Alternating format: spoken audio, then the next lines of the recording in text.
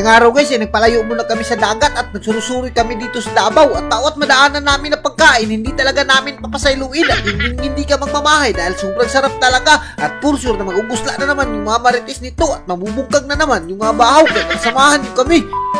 What's up sa inyo guys? For today's video ay andito kami sa Davao dahil mag-unwind kami, pero habang nandito kami sa Davao ay may dumating talaga na parcel ni IB at ayan nga sa hindi naasang pangyayari ay binigay nga pala to ng Lars wardrobe ko at napakaganda naman talaga ng madress na to at kung nakikita nyo naman guys hindi kayo magmamahay at kung gusto nyo mag-order sa kanila ay PM nyo lang yung page nila dahil napakarami talaga at araw-araw sila nag-live selling at ayan nga as you can see naman guys talagang sobrang ganda talaga ni IB at for sure na mabubungkag na naman tong masaang niya sa akin mamaya. As you can see naman guys kung nakikita nyo yung madamit nila, sobrang kakapal lang tila at sobrang gaganda pa ng mga style, sobrang pang-aesthetic talaga at napakaganda talaga ni IB tingnan at siyempre naligo na rin ako dahil lalaag tayo dito sa Davao at ayun na kung nakikita nyo naman guys parang si Coco Martin lang yung magalawan natin dyan at nagulat ako dito sa Davao, napakaraming sakyanan pala dito at sobrang kulba pala, nakahadlok talaga ako dito sa kanilang lugar dahil napakaraming sakyanan at baka maligsan tayo dito, impas tayo at napakalaki ng mga building at baka mahugbo to. Pero alam nyo ba guys, pagdating sa mga tao ay napakaligtas talaga tong lugar na to dahil dito lang naman na disiplina ni Pangulong Duterte yung mga tao na magbuang-buang dito. At siyempre dahil nagugusla kami ni IB ay naghanap kami ng magandang kakainan at ito yung ni-recommend sa mga followers natin dito sa Bangkiruhan na napakasarap daw talaga ng mga bulalo kaya hindi na namin pinasaylo ni IB, nag-order na kaagad kami. As you can see naman yung mapurmahan natin dyan guys, parang hindi halatang manghinasay ng saang at ayun na kung nakikita nyo naman guys, napakasarap nga naman pala talaga ng bulalo nila dito at ayun na nga hindi ko na pinasaylo, talagang tinilawan ko na at sa unang tikim mo pa lang dito guys ay talagang mamamangha kasi sobrang sarap ng mga bulalo nila dito at hindi ka talaga magmamahay at magugusla ka talaga sa kakatanaw sa mga bulalo nila dito at kung nakikita nyo naman guys hindi ko na talaga pinasaylo yung bukog ng bulalo at sinibsiban ko na,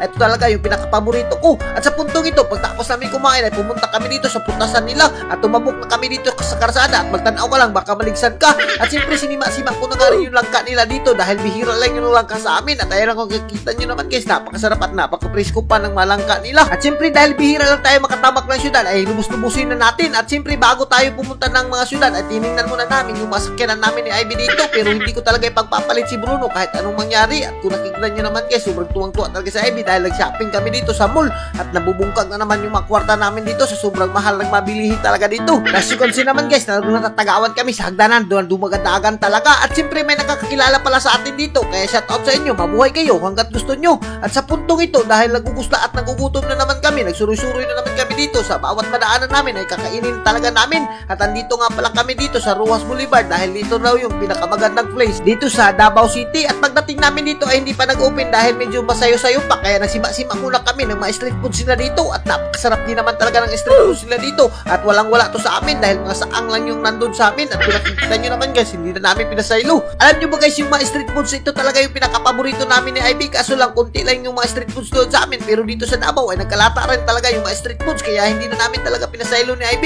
at sa puntong ito dahil umulan ay nakapalit kami bigla ng payong dahil pupunta kami dito sa Rojas at hindi kami magpapipigil sa ulan at alam nyo ba guys pagpunta namin dito sa Davao ay napakalakas talaga ng ulan at napakalaki pa ng mga baha pero hindi kami nagpatinag dahil gusto talaga namin makalaag at siyempre tinilawan na nga namin yung nagbabiral na candy na prutas dito at napakasarap din naman talaga kaya tinilawan na namin at kung nakikita nyo naman guys talagang binirahan ko na, naku maglalaway na naman yung mga marites nito at itry nyo nga pala itong mga prutas na to guys, napakakarubkub talaga sa baba at napakasarap talaga at siyempre si IB hindi rin niya nagpapahuli, talagang bibirahan niya na yan at titinga pa siya dahil ganito na doon kasarap yung mga grapes na talagang minutangan ng asukar. Alam nyo ba guys dito sa Davao hindi ko lubos akalain na napakaraming mga pagkain pala dito at kwarta na lang yung kulang mo dito para makapagsima-sima ka kahit na ano. At sa puntong ito dahil ito yung pinaka-main event namin ay pumili na talaga kami ng masudan at siyempre pumisto na kami dito sa table nila at ayan na nag-gloves na kami, binirahan na kaagad namin, nag-order nga pala kami ng mga barbecue dito, mga gusto at iba't ibang klase ng mga pagkaon, binirahan na talaga namin dahil bihira lang kami makapunta dito sa Davao at sa susunod adlaw babalik na naman kami sa lugar namin para manginhas kaya dinubos-lubos na namin ni IB at bawat madaanan namin hindi na talaga namin pinasaylo at as you can see naman guys bumurot na yung baba ni IB